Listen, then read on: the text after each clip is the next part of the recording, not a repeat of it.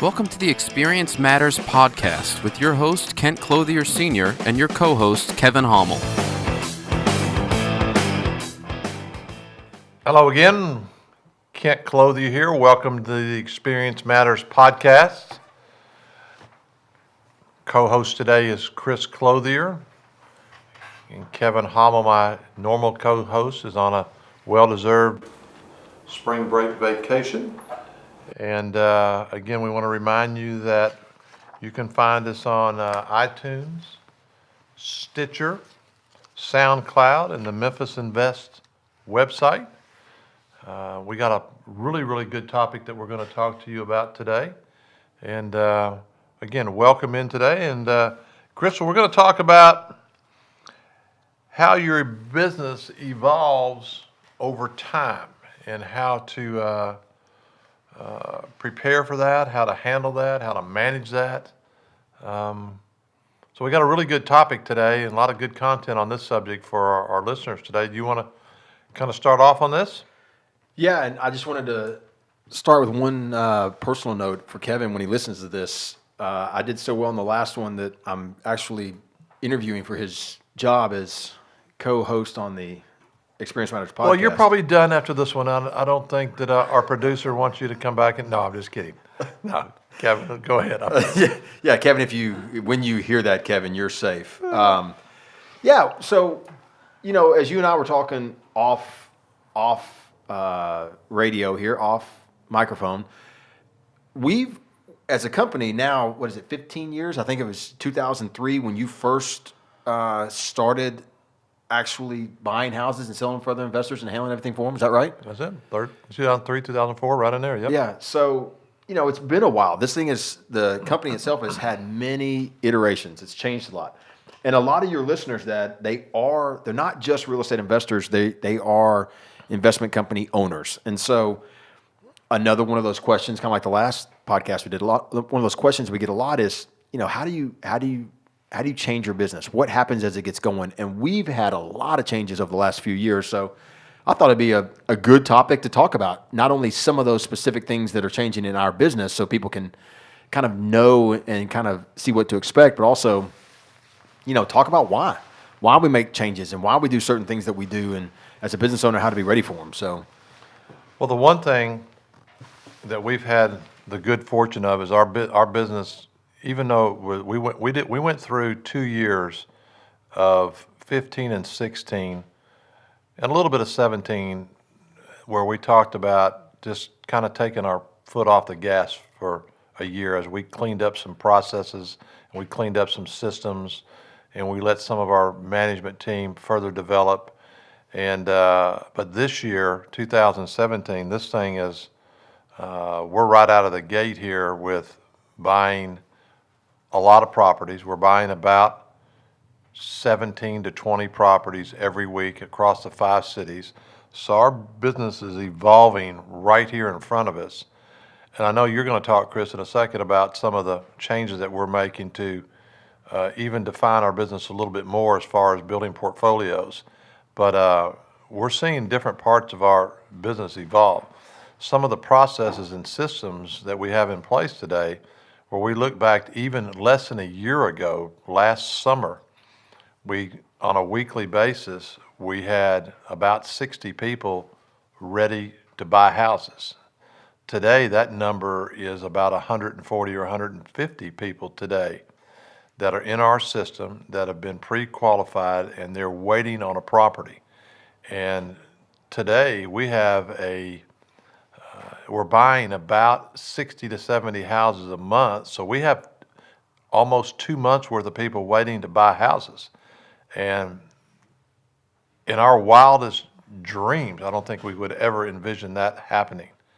And so the pressure is on us to buy more properties and to get to where we can buy 1,000 houses a year, and we'll still have people waiting to purchase houses from us 30 or 45 days.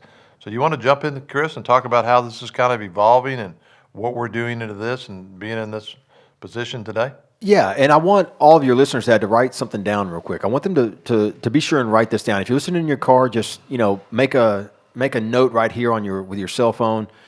If you're somewhere where you can write it down, grab a pen and pad, because I say this all the time, and I want to get your take on this just for a quick second, Dad, is that every decision we make as a company, there's this misconception that you make all these decisions based on this idea of, I'm going to do this because it's best for my customer, because it's best for my client. And what so few understand is that as a smart, growing, successful business, decisions are made based on what's best for the company, what's best for the business, what's best for the team, and whether it's how to be efficient, how to be proactive, how to best use of resources. And then what naturally happens is that becomes the best decision for your client. Do you agree with that? Do you follow what I'm saying there? Yep. It's something that I think a lot of people don't get, and something I say all the time is that, we've made decisions that are best for us as a company. Like, we don't go into the super cheap neighborhoods and the low cost housing, because it would take more people, higher turnover, more calls and complaints on the homes. It just takes more time and resources to manage those, right?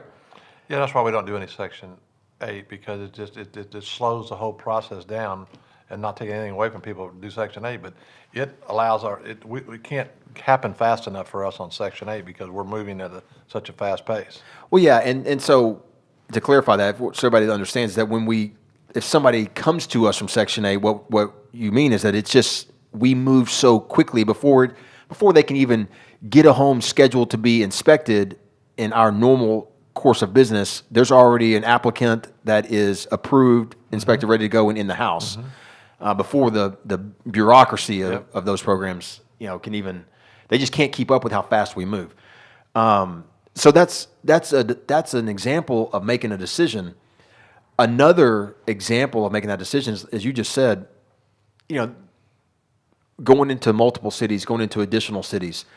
We could probably do 1,000 homes in Memphis if we wanted to. But now you're talking about these houses that you go and you buy for $10 from the county, assessor's office, and it's barely still standing. But there's, for an investor that doesn't know better, they might buy that, and we could, sell them this really nice story about, where it's located, and as you just said, Section 8 or whatever. We just choose not to do that because it's not what's best for our business, and therefore it ends up being what's, a good decision for the client. Well, what's best for our business over the last 13, 14, 15 years is we have a boilerplate plan of certain zip codes that we buy in each city. And in Houston, we buy north of I-10. In Little Rock, there's specific areas. In Oklahoma City, there's specific areas. In Dallas, there's zip codes that we don't want to buy in. In Memphis, there's zip codes that we don't want to buy in that don't fit our business plan and don't fit the model that we want to manage and sell to investors for their long-term success. So it all kind of evolves into a master plan that's worked for us. Do we get off the grid a little bit sometimes? Certainly. But overall, there is a plan that we have that's worked pretty successful. Now we're trying to take it to a complete different level. Recently we were in Birmingham and we were in St. Louis looking at both of these markets, that we're still considering both of these markets, but we're waiting for our team to evolve a little bit and to season a little bit our management in these other cities that we have, specifically Little Rock and Oklahoma City, for those roots to get down a little bit deeper and our systems and our people to evolve and get a little bit more depth there. And then we're ready to move this on into other cities that we can easily duplicate in across the country. Yeah. And so for all your listeners, hopefully everyone caught that we could easily move into these other markets pretty much anytime if we wanted to, right? It's simple as saying we're just going to buy some houses. Yep. But allowing the team to be seasoned, allowing the leaders to get better, for our processes and systems to catch up with how do we go to City 6 and City 7 and still have the experience an investor will have in St. Louis or Birmingham be the same as what they would have had they bought right here where we started in Memphis. Yeah, so let me lead into you talking a little bit about what we're doing now, because we've kind of shifted in the last a few months about what we're selling and what type of investor that we're looking for now. And a lot of the people out there won't really understand this. especially the new people that are just getting into the business, that are trying to do their first deal and their second deal. But after you establish your business and you build up your reputation, credibility, and integrity, and improve the experience that your investors are having, Chris is going to explain the next phase of what you can do and how you can control your business in the market, and most importantly, control the experience for the investor to make that even better. Chris, you want to go into the portfolio part of it? Yeah, and I'm going to tie it back to what you said a few minutes ago about the number of people that are waiting on a property. To be clear, we don't have a waiting list. There's no defined list where you can get in line and say I'm number 1 or number 10 or number 140, whatever. And I certainly don't want any of your listeners to think that there's any reason not to connect and try and get going with Memphis Invest just because there's the idea that there's all these people waiting. It's an indication of demand for what we're doing. And what we've changed is, I guess through the years now, we learned that if you buy one house, and let's say an investor's in California and they have picked up one property, or an investor out of New York bought one house in Dallas, or an investor in Illinois bought one house in Houston, whatever it ends up being, we found through the years that they get on this roller coaster. If an investor isn't building a portfolio outside of where they live, in my opinion, there's really no reason to buy in the first place. If you're going to buy one house, you might as well buy where you live, right? Mm-hmm. If you're going to buy one house halfway across the country, you're going to get on the roller coaster. While it's occupied and paying, you're happy. And while it's not occupied or not paying or has a bill that takes up whatever your cash flow is going to be that month, well, now you're not happy. And because you don't have a portfolio, you don't have multiple sources of income, flowing into your portfolio, providing whatever it is you're trying to build, whether it's a value or overall portfolio, the value of that asset, or if it's monthly income, whatever it ends up being. If you only have one house that's flowing in, well, then it's always subject to going up and down and you not being happy. So one of the things, our size, the demand for what we're doing, the fact that we're going to do over 800 properties this year, it kind of led us to understand that we need to be the leader in the turnkey space and say, look, we're not going to sell one house to one investor. We're just not going to do it. If you're a new investor, even a seasoned investor that only wants to buy one house, that's dangerous. And for us, we just said we're at a spot now where the best thing for our company is to say no one house buyers. You must buy a portfolio, which is 2 properties to get started. It's in your best interest as an investor, but it's also in our best interest. Rather than doing 800 single transactions, we're looking to do fewer transactions with clients and building better relationships, right? Yes, sir. So, even though there's that list of 140, whatever it is, those 140, they all have the money, the wherewithal, and the willingness to build a portfolio right off the bat. Some of those are existing clients building a bigger portfolio, but those are new investors who they've been pre-approved, they have the money, they're looking to make that first purchase be 2 or 3 homes. And that's what's going to make it better for them. And right. Again, the one house buyers are important, but if that's all they can buy, then to make their experience better, to make their return better, to make their investment better, it's better to build a portfolio. And again, today we have 1,600 investors that own 4,500 properties.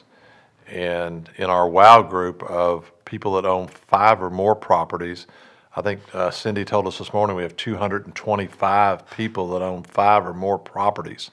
So we understand that those people have a much better experience and that have more properties, and that's why we're trying to put them in position to be more successful quicker by showing them how a portfolio is a better situation for them.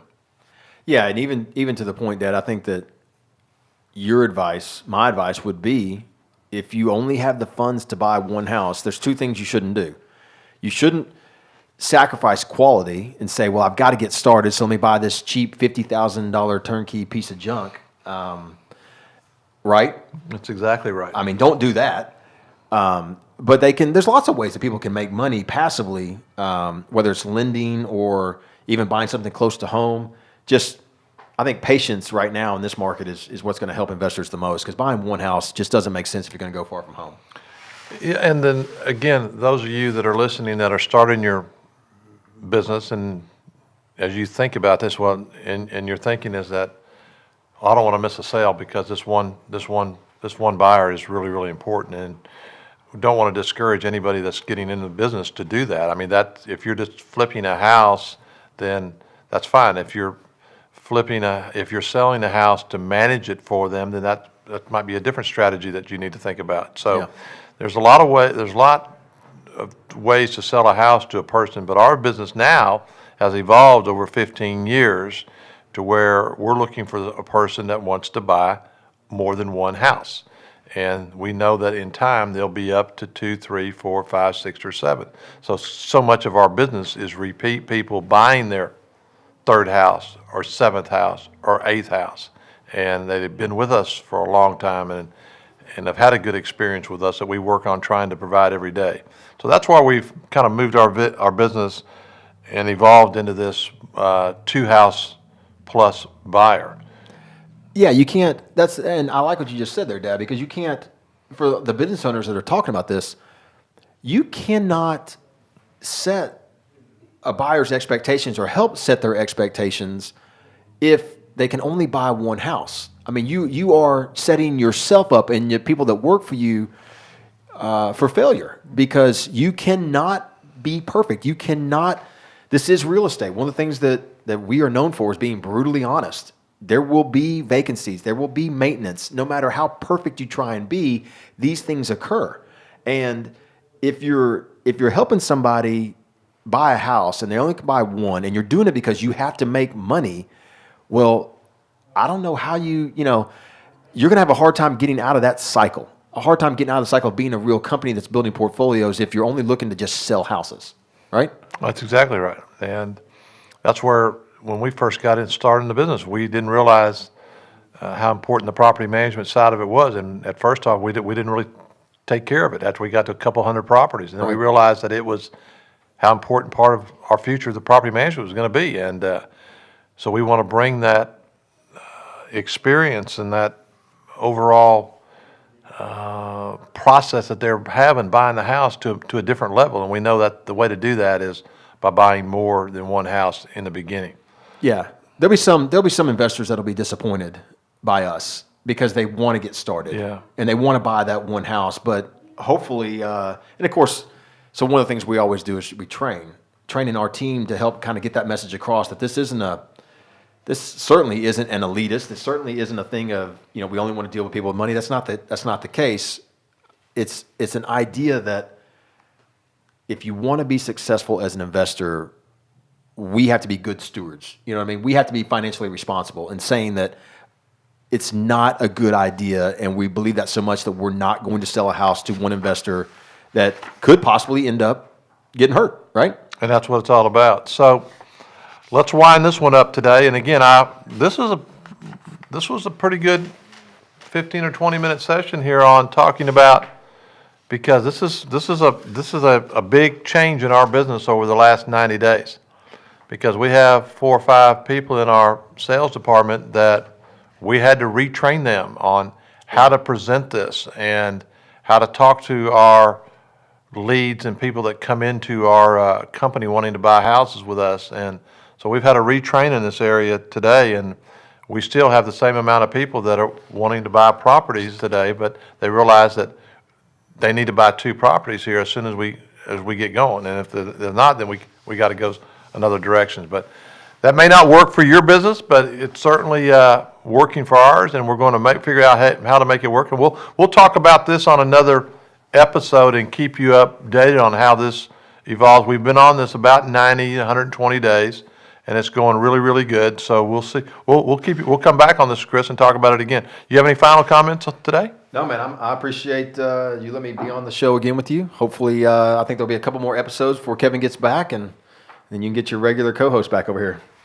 Well, again, thank you very much. And again, to our listeners today, thank you for hopefully brought you some good content. Not a real long podcast today, maybe 20-something minutes, but hopefully there's some good meat on the bone in there. And again, we remind you to to follow us at memphisinvest.com, where you can see the podcast and other videos there. Of course, on iTunes and SoundCloud and Stitcher. And again, leave us any questions or comments. It's always a pleasure having you listening to us, and we look forward to the next time. Have a great day. Thank you for joining us on Experience Matters. You can listen and subscribe to us on iTunes, SoundCloud, and Stitcher. Be sure to visit us at memphisinvest.com.